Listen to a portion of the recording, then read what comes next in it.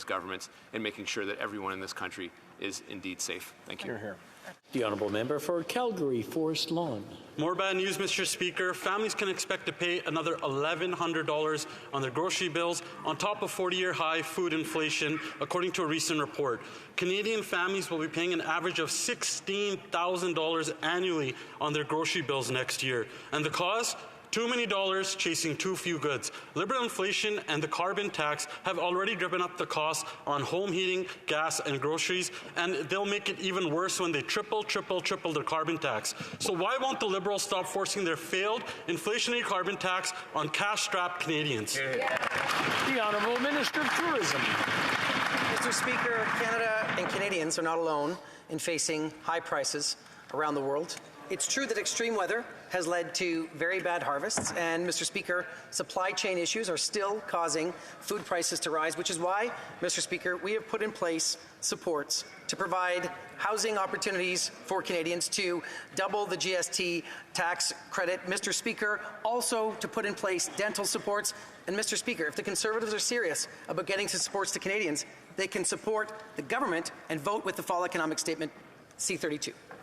Member for Calgary Forest Lawn. Speaker, that minister from Alberta knows full well Albertans overwhelmingly rejected the Costly Coalition's carbon tax. The Albertans gave the provincial government a resounding mandate to scrap the NDP carbon tax that drove away jobs and that drove away our economy.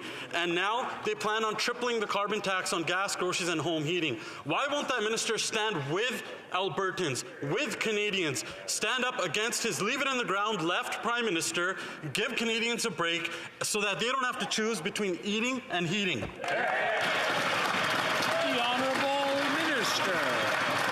Speaker, let me remind my honourable colleague from Calgary that the heat dome that caused people to die in my riding of Edmonton Centre, that the atmospheric river that drowned parts of British Columbia, that people in my riding in the middle of a pandemic, Mr. Speaker, did not say hurry up on the childcare, though they wanted that. They did not say give us more supports on COVID, though they wanted that. What did they say, Mr. Speaker? Fight climate change, make sure that we can have a future for our kids. The other side doesn't understand market economics. We do, and that's what's going to help Canadians and Albertans. The Honourable Member for Lakeland. Well, Mr. Speaker, the NDP Liberals' record inflation means that Canadians can't afford to eat.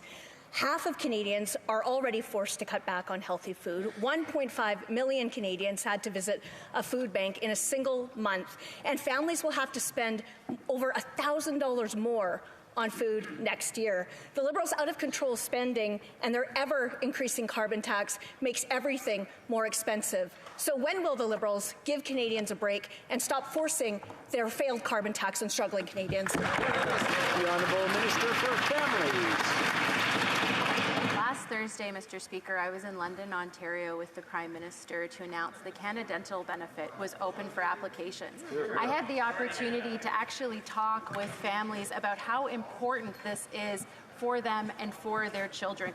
$1,300 over 2 years, Mr. Speaker, to make sure that low-income kids go to the dentist. Mr. Speaker, the Conservatives have had opportunities to support vulnerable Canadians time and time again. They have voted against them each time.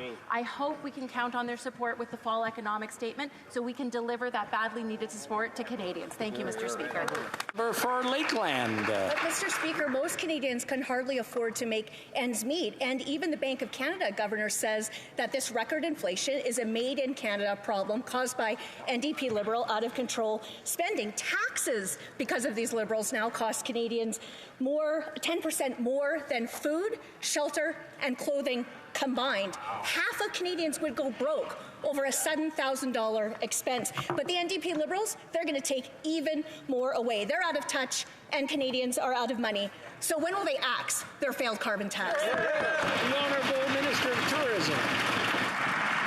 Mr. Speaker, I think if we want to set the record straight and talk about which side of this House is actually putting more money in the pockets of Canadians, it's the government side, Mr. Speaker. That member and her colleagues just last week voted against tax cuts and tax breaks and supports directly to Canadians, Mr. Speaker. And quite frankly, Mr. Speaker, take a look at the remarks from Stephen Paulos, who said that our investments during the pandemic not only supported Canadians. They prevented and staved off a period of deflation. What is it that these Conservatives want, Mr. Speaker? More or less? That's not clear. We're going to support Canadians. L'honorable député de Louis. The honourable member for Louis Saint Laurent. Well, Mr. Speaker, it's all very well to talk about inflation, but the reality is that Canadians are facing the worst inflation crisis in 40 years, which is hitting them hard and means that they can't even put food on the table. And what's even worse is that next year, things will be even worse. 4 Canadian universities have published a report stating that prices will go up by up to 10% next year. That's $1,100 more per family. That's a lot for people who are already struggling. Will this government commit to not increasing taxes during a period of inflation? The Honourable Minister. Mr. Speaker, I'd like to remind my colleague that his party is not even capable of recognizing the reality of climate change. The impacts of the climate crisis are real. Just ask people who live in Gaspésie. This year we had Fiona, and past year we've had other huge storms. We need to act to protect our planet. We owe it to future generations. And one thing is clear. We shouldn't take lessons from climate skeptics. The honourable member for Louis Saint Laurent. Mr. Speaker, what my colleague just said is completely false. And I would invite her to apologize.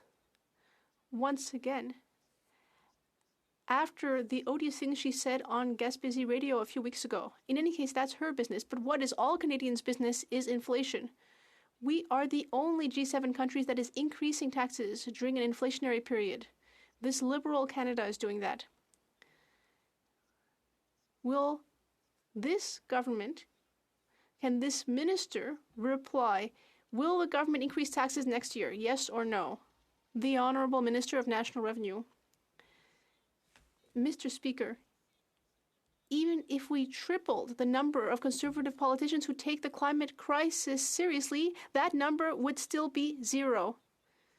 But no need to worry, because on this side of the House we care about the planet, we care about our children and future generations.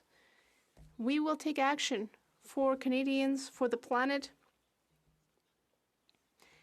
And unlike the Conservatives, we're not going to spend our time complaining and not actually giving results. The Honourable Member for Lac-Saint-Jean. Mr. Speaker, in 2017, the Prime Minister published a tweet inviting everyone fleeing persecution to come to